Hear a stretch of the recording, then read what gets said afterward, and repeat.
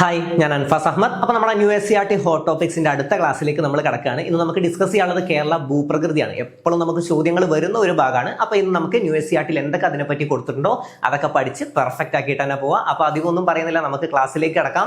ഇതിന് മുമ്പ് എടുത്ത ക്ലാസ്സുകൾ നിങ്ങൾ കാണാത്തവരാണെങ്കിൽ തീർച്ചയായും കാണാൻ ശ്രമിക്കുക, തീർച്ചയായും മിസ്സാക്കരുത്. അപ്പോൾ ഇന്നത്തെ ക്ലാസ് നിങ്ങൾക്ക് ഇഷ്ടമായെങ്കിൽ, നിങ്ങൾക്ക് ഉപകാരപ്പെട്ടെങ്കിൽ ഇതിന് മുമ്പ് എടുത്ത ക്ലാസ്സുകളും മിസ്സാക്കരുത്. ഇനി ഇന്നത്തെ ക്ലാസ് നിങ്ങൾക്ക് ഉപകാരപ്പെട്ടെങ്കിൽ നിങ്ങളുടെ അഭിപ്രായങ്ങൾ എന്താണെങ്കിലും എന്നെ അറിയിക്കാൻ മറക്കരുത്. അപ്പോൾ അധികമൊന്നും പറയാൻ നമുക്ക് നേരെ നമ്മുടെ ക്ലാസ്സിലേക്ക് കിടക്കാം.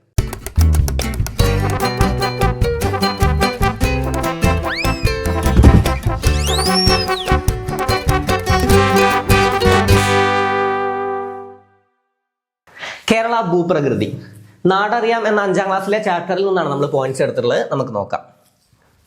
കേരളത്തിന്റെ ഭൂപ്രകൃതിയെ 3ആയി തരംതിരിക്കാം. എങ്ങനെയൊക്കെയാണ്? മലനാട്, ഇടനാട്, തീരപ്രദേശം അല്ലെ? മലനാട്, ഇടനാട്, തീരപ്രദേശം എന്നിങ്ങനെ 3ആയിട്ടാണ് കേരള ഭൂപ്രകൃതിയെ തരംതിരിക്കാൻ പറ്റുക. ഓക്കെ, അത് നമുക്ക് എങ്ങനെയൊക്കെ നോക്കാം. മലനാട്, ഇടനാട്, തീരപ്രദേശം. ഇത് എത്രയാണ്? ഇത് 7.5 മീറ്റർ ആണ്. 7.5 മീറ്ററും ഇത് 75 മീറ്റർ. ഓക്കെ, 7.5 മീറ്റർ, 75 മീറ്റർ, പിന്നെ അതിന്റെ മുകളിലേക്കുള്ളത്.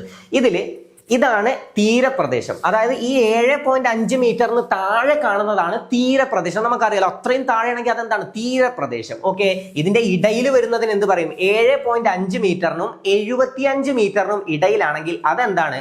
അതാണ് ഇടനാട്. എന്താണ്? ഇടനാട്. ഓക്കെ, ഇടയിലുള്ളതാണ് ഇടനാട്. കിട്ടുമല്ലോ. 7.5 മീറ്ററിനും 75 മീറ്ററിനും ഇടയിലാണ്. ഇടയിൽ ഏതാന്ന് ചോദിച്ചാൽ ഏതാണ്? ഇടനാട്. ഇടയിലുള്ളത് ഇടനാട്. ഇനി ഇതാണ് മലനാട്. ഓക്കെ, 75 മീറ്ററിന് മുകളിലുള്ളതാണ് മലനാട്. 75 മീറ്ററിന് മുകളിൽ എന്താണ്? മലനാടാണ്. 75 മീറ്ററിന് മുകളിൽ മലനാട്.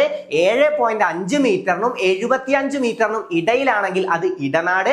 7.5 മീറ്ററിൽ താഴെയാണെങ്കിൽ അതെന്താണ്? തീരപ്രദേശം. അപ്പൊ 3 കിട്ടിയല്ലോ. ഇതിൽ ഏതാണ് തീരപ്രദേശം? 7.5 മീറ്ററിൽ താഴെയാണ് തീരപ്രദേശം. നിങ്ങൾക്ക് ഇത് സ്റ്റേറ്റ്മെന്റ് ആയിട്ട് വരും. ഓക്കെ, 7.5 മീറ്ററിന് മുകളിലുള്ളതാണ് മലനാട് എന്ന് പറഞ്ഞിട്ട് സ്റ്റേറ്റ്മെന്റ് വന്നാൽ അത് തെറ്റാണ്. 75 മീറ്ററിന് മുകളിലുള്ളതാണ് മലനാട്. 7.5 മീറ്ററിനും 75 മീറ്ററിനും ഇടയിലുള്ളതാണ് ഇടനാട്. ഈ ഇടയിൽ വരുന്നതാണ് ഇടനാട്. അതിന് താഴെ വരുന്നത് 7.5 മീറ്ററിൽ താഴെ വരുന്നതാണ് ഇടനാട്. ഓക്കെ, അപ്പൊ മലനാട് കിട്ടി, ഇടനാട് കിട്ടി, തീരപ്രദേശം കിട്ടി. ഇനി ഒന്ന് പറ, എത്ര മീറ്ററിന് മുകളിലാണ് തീരപ്രദേശം? ഏതാണ്? മുകളിലല്ല. കാരണം എന്താ? 7.5 മീറ്ററില് താഴെയാണ്. കിട്ടുമല്ലോ. 7.5 മീറ്ററിൽ താഴെയുള്ളതാണ് തീരപ്രദേശം. അപ്പൊ മലനാടോ? മലനാട് 75 മീറ്ററിന് മുകളിലുള്ളതാണ് മലനാട്.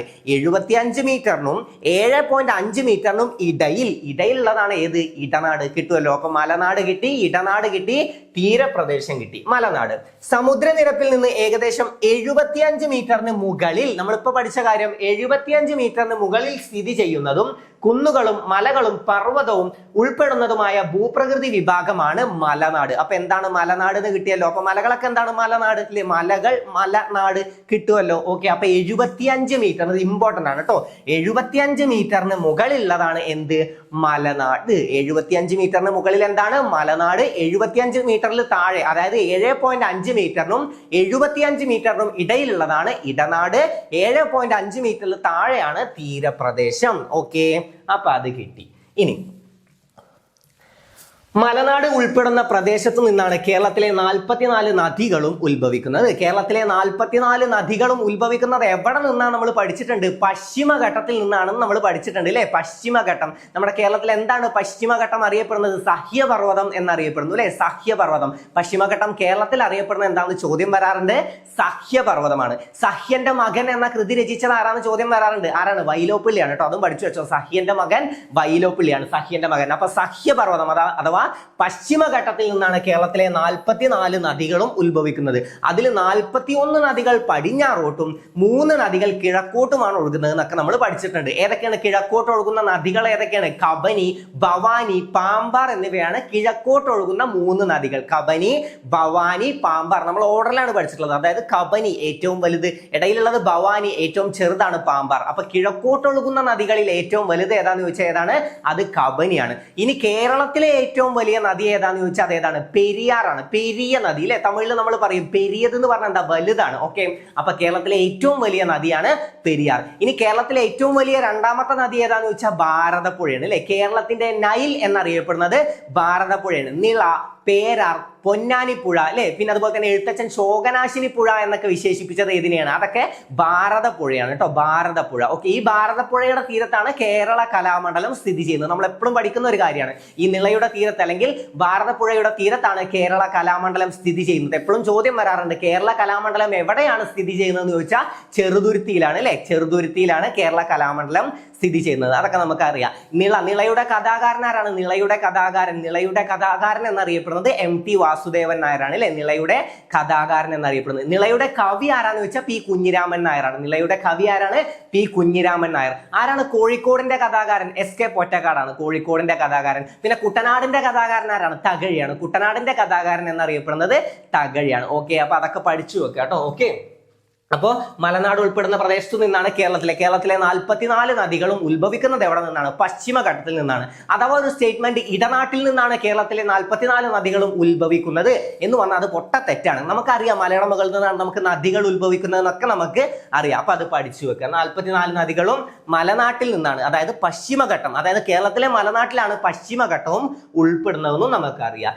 തേയില, ഏലം, ഇഞ്ചി എന്നിവ പ്രധാനമായും കൃഷി ചെയ്യുന്നു അല്ലെ. തേയില, ഏലം, ഇഞ്ചി എന്നിവയാണ് എവിടെ കൃഷി ചെയ്യുന്നത്? മലനാട്ടിൽ പ്രധാനമായിട്ടും കൃഷി ചെയ്യുന്നത് എന്തൊക്കെയാണ്?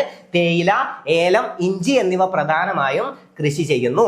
കേരളത്തിൽ മലനാട് പ്രദേശത്തിന് ഭാഗമായി വരുന്ന മലനിരകൾ നമ്മൾ പഠിച്ചു. പശ്ചിമഘട്ടം അഥവാ സഹ്യപർവ്വതം അല്ലെ. പശ്ചിമഘട്ടമാണ് കേരളത്തിൽ മലനാട് പ്രദേശത്തിന്റെ ഭാഗമായിട്ട് വരുന്നതാണ് നമ്മുടെ പശ്ചിമഘട്ടം. ഓക്കെ, പശ്ചിമഘട്ടം. ഓക്കെ, ഈ പശ്ചിമഘട്ടത്തിലെ റാണി എന്നറിയപ്പെടുന്ന സുഖവാസ കേന്ദ്രം ചോദിക്കാറുണ്ട് കേട്ടോ. ഏതാണ്? ഊട്ടിയാണ് പശ്ചിമഘട്ടത്തിലെ റാണി എന്നറിയപ്പെടുന്ന സുഖവാസ കേന്ദ്രം. ഇനി പശ്ചിമഘട്ടത്തിലെ റാണി എന്നറിയപ്പെടുന്ന സസ്യം ഏതാന്ന് ചോദ്യം വരാറുണ്ട്. അത് ഏതാണ്? നീലക്കുറിഞ്ഞിയാണ് കേട്ടോ. നീലക്കുറിഞ്ഞിയുടെ ശാസ്ത്രീയ നാമം ചോദിക്കാറുണ്ട്. നീലക്കുറിഞ്ഞിയുടെ ശാസ്ത്രീയ നാമം എന്താണ്? സ്ട്രോബിലാന്തസ് കുന്തിയാന അല്ലെ. സ്ട്രോബിലാന്തസ് കുന്തിയാന എന്നാണ് നീലക്കുറിഞ്ഞിയുടെ ശാസ്ത്രീയ നാമം. അപ്പൊ പശ്ചിമഘട്ടത്തിലെ റാണി എന്നറിയപ്പെടുന്ന സസ്യമാണ് നീലക്കുറിഞ്ഞി. സുഖവാസ കേന്ദ്രം ഏതാന്ന് ചോദിച്ചാൽ ഊട്ടി.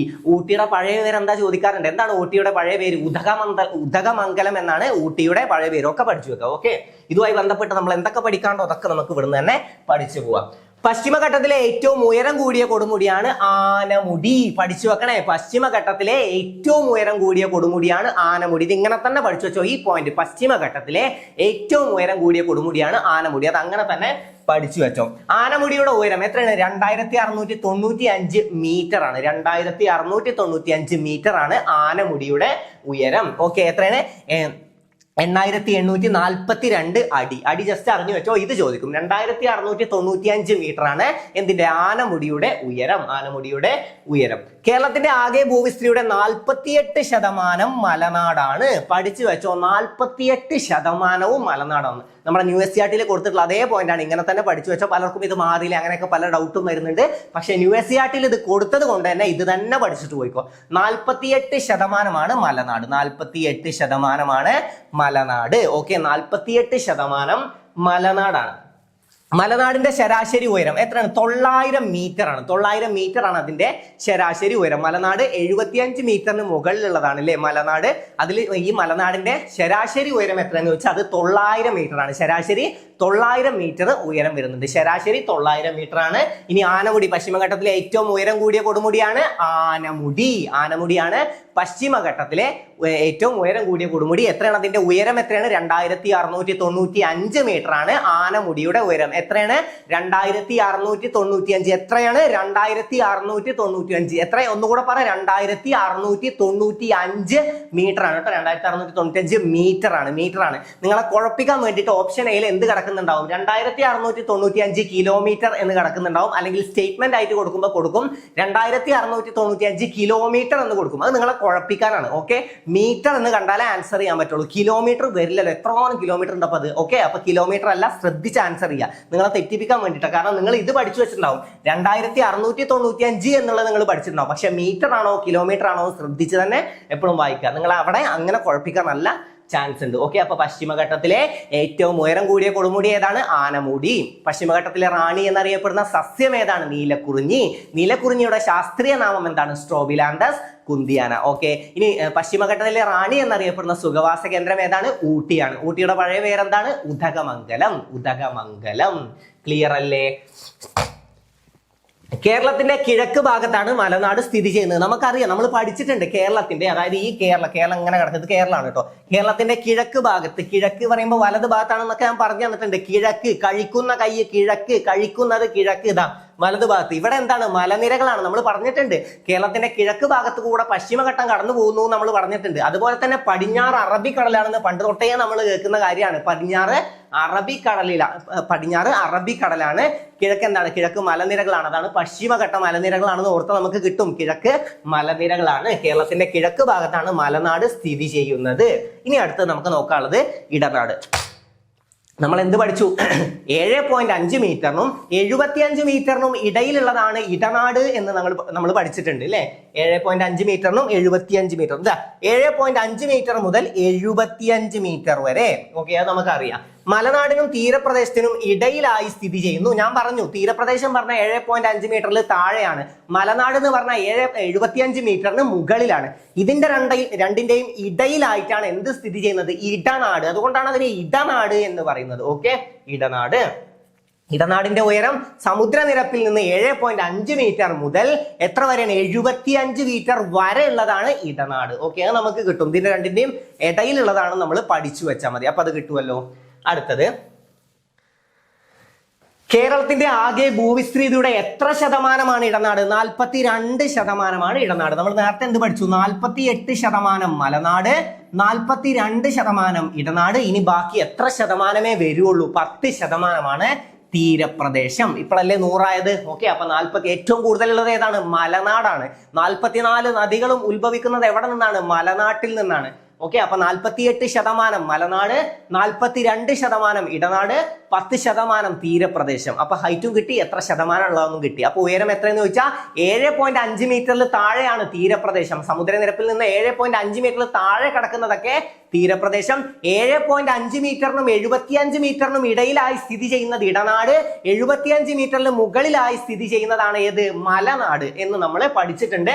മലനാട് 48%, ഇടനാട് 42%, തീരപ്രദേശം 10%. ഓക്കെ, ഇടനാട്ടിൽ പ്രധാനമായും കാണപ്പെടുന്ന മണ്ണിനം അത് ലാറ്ററൈറ്റ് മണ്ണാണ് അല്ലെ. ലാറ്ററൈറ്റ് മണ്ണ് അഥവാ ചെങ്കൽ മണ്ണ്. നമ്മുടെ കേരളത്തിലെ ഏറ്റവും കൂടുതൽ കാണപ്പെടുന്ന മണ്ണിനമാണ് ലാറ്ററൈറ്റ് മണ്ണ് അഥവാ ചെങ്കൽ മണ്ണ്. എപ്പോഴാണ് മണ്ണ് വർഷം? 2015 മണ്ണ് വർഷം. ഓക്കെ, മണ്ണ് വർഷം പഠിച്ചു വെച്ചോ. ഏറ്റവും കൂടുതൽ റിപ്പീറ്റ് ചെയ്യുന്ന ഒരു ചോദ്യമാണ്. മണ്ണ് വർഷം 2015. കേരളത്തിലെ ഏറ്റവും കൂടുതൽ കാണപ്പെടുന്ന മണ്ണിനമാണ് ലാറ്ററൈറ്റ് മണ്ണ്. ഈ ലാറ്ററൈറ്റ് മണ്ണ് രൂപം കൊള്ളുന്ന പ്രക്രിയയാണ് ലാറ്ററൈസേഷൻ. സിമ്പിൾ ആണ്. ലാറ്ററൈറ്റ് മണ്ണ്, ലാറ്ററൈസേഷൻ അത്ര പഠിച്ചാൽ മതി. ലാറ്ററൈസേഷൻ ആണ് ലാറ്ററൈറ്റ് മണ്ണ് രൂപം കൊള്ളുന്ന പ്രക്രിയ. എന്നാൽ മണ്ണ് രൂപം കൊള്ളുന്ന പ്രക്രിയ എന്താ നമ്മളോട് ചോദ്യം വന്നാൽ അത് പെഡോജെനിസിസ് ആണ് അല്ലെ. നമുക്കറിയാം മണ്ണിനെ കുറിച്ചുള്ള പഠനം അല്ലെ. മണ്ണിനെ കുറിച്ചുള്ള പഠനം ചോദ്യം വരാറുണ്ട്. അതാണ് പെഡോളജി.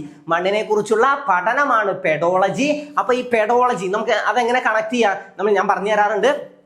നമ്മൾ ചെറുപ്പത്തിൽ കുട്ടികളൊക്കെ മണ്ണിൽ കളിച്ചിട്ട് നമ്മൾ എന്താണ് മനസ്സിലാലോചിക്കും? അയ്യോ, അമ്മയുടെ മുമ്പിലെങ്ങാനും പോയി പെടോ എന്നാലോചിക്കും അല്ലെ. അല്ലെങ്കിൽ അമ്മയുടെ മുമ്പിൽ പെട്ട നല്ല പെട കിട്ടും എന്ന് ആലോചിച്ചാൽ മതി. അപ്പൊ മണ്ണിൽ കളിച്ച ആ പെട കിട്ടും വെച്ച് പെഡോളജി കണക്ട് ചെയ്യുക. Okay, pedology. ഈ പെഡോളജി മണ്ണിനെ കുറിച്ചുള്ള പഠനമാണെന്ന് അറിയാലോ. പിന്നെ നമുക്ക് പഠിക്കാനുള്ളത് എന്താണ്? മണ്ണ് രൂപം കൊള്ളുന്ന പ്രക്രിയയാണ്. മണ്ണ് രൂപം കൊള്ളുന്ന പ്രക്രിയ പെഡോജെനിസിസ്. പെഡോളജി മണ്ണിനെ കുറിച്ചുള്ള പഠനം. അപ്പൊ മണ്ണ് ജനിക്കുക, മണ്ണ് രൂപം കൊള്ളുക, പെഡോജെനിസിസ്. കിട്ടിയല്ലോ. അപ്പൊ രണ്ടും കിട്ടി. മണ്ണിനെ കുറിച്ചുള്ള പഠനമാണ് പെഡോളജി. അതെങ്ങനെ ഓർത്തു വെക്കാം? അമ്മ മണ്ണിൽ കളിക്കുന്നത് അമ്മ കണ്ടാൽ എന്ത് കിട്ടും? നല്ല പെട കിട്ടും. അപ്പൊ മണ്ണിനെ കുറിച്ചുള്ള പഠനം പെഡോളജി ആണ് എന്ന് നമുക്കറിയാം. ഇനി മണ്ണ് ജനിക്കുന്നത്, അപ്പൊ പെഡോജെനിസിസ്. മണ്ണ് രൂപം കൊള്ളുന്ന പ്രക്രിയയാണ് പെഡോജെനിസിസ്. എങ്ങനെ ഓർത്തു വെക്കുക? മണ്ണ് ജനിക്കുകയാണ്, മണ്ണ് രൂപം കൊള്ളുകയാണ്, പെഡോജെനിസിസ്. അപ്പൊ ഉത്തരം കിട്ടിയല്ലോ. 2015 മണ്ണ് വർഷം. അതും കിട്ടി. ഓക്കെ, ഇനി ഇടനാടിന് പടിഞ്ഞാറേ അതിരാണ് തീരപ്രദേശം. ഇടനാടിന് പടിഞ്ഞാറേ അതിരാണ് തീരപ്രദേശം. അത് ജസ്റ്റ് ഒന്ന് അറിഞ്ഞു വെക്കുക. അപ്പൊ ഇടനാട്ടിൽ പ്രധാനമായും കാണപ്പെടുന്ന മണ്ണിനമാണ് ലാറ്ററൈറ്റ് മണ്ണ് അഥവാ കേരളത്തിലെ ഏറ്റവും കൂടുതൽ കാണപ്പെടുന്ന മണ്ണിനമാണ് ലാറ്ററൈറ്റ് മണ്ണ്. അപ്പൊ നമുക്ക് ഡൗട്ട് ഉണ്ടാവും, ഏതാണ് നമ്മുടെ ഇന്ത്യയിലെ ഏറ്റവും കൂടുതൽ കാണപ്പെടുന്ന മണ്ണിനം? ഡൗട്ട് അല്ല, പലർക്കും അത് അറിയുന്നതാണ്. അല്ലൂവിയൽ സോയിൽ ആണ് അല്ലെ. അല്ലൂവിയൽ സോയിൽ അഥവാ എക്കൽ മണ്ണാണ്, അല്ലൂവിയൽ സോയിൽ അഥവാ എക്കൽ മണ്ണ്, അല്ലൂവിയൽ സോയിൽ. നെൽകൃഷിക്ക് ഏറ്റവും അനുയോജ്യമായ മണ്ണിനമാണ് അല്ലൂവിയൽ സോയിൽ അഥവാ ഏത്, എക്കൽ മണ്ണ്. അതൊക്കെ നമുക്ക് മണ്ണിനെ കുറിച്ച് പഠിക്കുമ്പോൾ നമുക്ക് കൂടുതലായിട്ട് പഠിക്കാം. അപ്പൊ ഈ കാര്യങ്ങൾ കിട്ടിയല്ലോ. ഇടനാട്ടിൽ ഏറ്റവും കൂടുതൽ കാണപ്പെടുന്ന മണ്ണിന് ചോദ്യം വരിക ലാറ്ററൈറ്റ് മണ്ണാണ്. ലാറ്ററൈറ്റ് മണ്ണ് അഥവാ ചെങ്കൽ മണ്ണ്, മലയാളത്തിൽ തന്നാലും തെറ്റരുത്. ഓക്കെ. കാർഷിക വൈവിധ്യം കൊണ്ടും ജലസാന്നിധ്യം കൊണ്ടും സമ്പന്നമായ ഈ പ്രദേശത്ത് ചെറുകുന്നുകളും താഴ്വരകളും നദീതടങ്ങളും കാണപ്പെടുന്നു. കോമണായിട്ട് നമുക്ക് അറിയുന്ന കാര്യങ്ങളാണ്. എന്താണ്? കാർഷിക വൈവിധ്യം കൊണ്ടും ജലസാന്നിധ്യം കൊണ്ടും സമ്പന്നമായ ഈ പ്രദേശത്ത് ചെറുകുന്നുകളും താഴ്വരകളും. ചെറുകുന്നുകൾ എന്ന് പറഞ്ഞാൽ എത്ര വരുള്ളൂ? 7.5 മീറ്ററിന്റെ മുകളിൽ 75 മീറ്ററിന്റെ ഇടയിലേക്കായിട്ട് ഈ ചെറുകുന്നുകൾ വരുള്ളൂ. കണക്ട് ചെയ്യുക. ചെറുകുന്നുകളും താഴ്വരകളും നദീതടങ്ങളും കാണപ്പെടുന്നു. ഓക്കെ. ഇനി നമുക്ക് അടുത്ത് നോക്കാനുള്ളത് തീരപ്രദേശം. അറബിക്കടലിനോട് ചേർന്ന് കിടക്കുന്ന ഭൂപ്രകൃതി വിഭാഗമാണ് ഏത്? തീരപ്രദേശം. അറബിക്കടലിനോട് ചേർന്ന് കിടക്കുന്നതാണ് തീരപ്രദേശം. നമുക്ക് ആലോചിച്ചാൽ മതി, കടലിന്റെ തീരം എന്ന് ആലോചിച്ചാൽ മതി. ഓക്കെ. അപ്പൊ അറബിക്കടലിനോട് ചേർന്ന് കിടക്കുന്നതാണ് തീരപ്രദേശം. ഓർത്താ കിട്ടുമല്ലോ. അത് എത്ര ശതമാനമാണെന്ന് നമ്മൾ പഠിച്ചിട്ടുണ്ട്. 10% അല്ലെ? എവിടെ കൊടുത്തിട്ടുണ്ടോ? കൊടുത്തിട്ടില്ലെങ്കിലും പഠിച്ചു വെച്ചോ. 10% എന്ത്? തീരപ്രദേശം. എത്രയാണ്? 10%. കേരളത്തിൽ തീരപ്രദേശം എത്ര ശതമാനമാണ് ചോദ്യം വന്ന, അല്ലെങ്കിൽ സ്റ്റേറ്റ്മെന്റ് ആയിട്ട് അത് 13% തന്നത് തെറ്റാണ്. 10%. കടൽ തീരത്തോട് അടുത്ത് സ്ഥിതി ചെയ്യുന്ന ഈ പ്രദേശത്തിന് സമുദ്രനിരപ്പിൽ നിന്ന് 7.5 മീറ്റർ വരെയാണ് ഉയരം. അതുവരെ പൊങ്ങുള്ളൂ. ഓക്കെ. അപ്പൊ 7.5 മീറ്ററിൽ താഴെയുള്ളതാണ് ഏത്? തീരപ്രദേശം എന്ന് നമ്മൾ പഠിച്ചിട്ടുണ്ട്. എക്കലടിഞ്ഞുണ്ടായ സമതലങ്ങൾ, മണൽപ്പരപ്പുകൾ, കടൽ തീരം, കായലുകൾ, വെള്ളക്കെട്ടുകൾ എല്ലാം ഉൾപ്പെടുന്നതാണ് തീരപ്രദേശം. നമുക്കറിയാം എന്തൊക്കെയാണ്? എക്കലടിഞ്ഞുണ്ടായ സമതലങ്ങൾ, മണൽപ്പരപ്പുകൾ, കടൽ തീരം, തീരപ്രദേശത്താണല്ലോ കടൽ തീരം, കായലുകൾ, വെള്ളക്കെട്ടുകൾ എല്ലാം ഉൾപ്പെട്ടതാണ് തീരപ്രദേശം.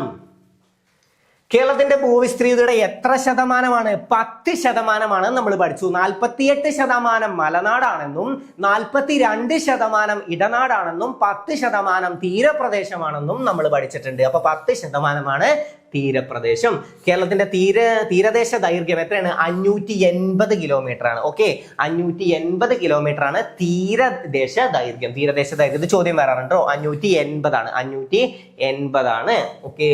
കേരളത്തിന്റെ കടൽ തീരമുള്ള ജില്ലകൾ. കേരളത്തിൽ കടൽ തീരമുള്ള ജില്ലകൾ എത്രയാണ്? അത് 9 എണ്ണമാണ്. 14 ജില്ലകളിൽ 9 ജില്ലകളിലാണ് കടൽ തീരം ഉള്ളത്. അതിനർത്ഥം 5 ജില്ലകളിൽ എന്തില്ല?